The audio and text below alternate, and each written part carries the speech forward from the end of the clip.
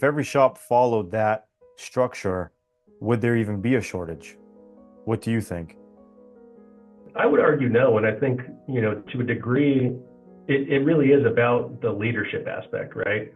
I can't train an apprentice technician to fix cars. I don't have the skill set necessary. And like you said, the guy that does have the skill set that can do the training, we give them trainees not because they have a teaching credential. You know what I mean? They never went to school to learn how to be a trainer, but they're a trainer just because they're amazing at their job and have a gift to pass on.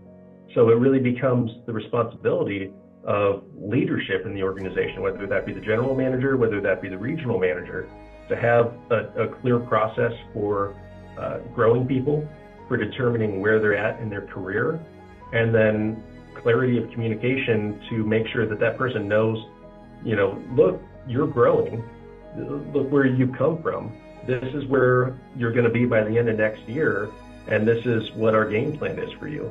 And then having the ability to check back in on that, to have clear conversations. Sometimes guys think that they're at point C when they're really just still getting off point A. And so developing that relationship and that trust in the process, kind of like you said, there's been a lot of guys that they made it into a year and then they felt they weren't growing fast enough. So they took off and they decided this industry is not for them anymore. Some of those guys were absolutely right. They weren't growing fast enough because they weren't being grown. Some of those guys were growing properly, but they had the wrong expectation of where they're supposed to be at that point in their career.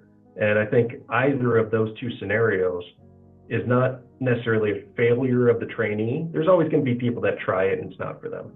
But either of those two scenarios is not the failure of the trainee or the trainer.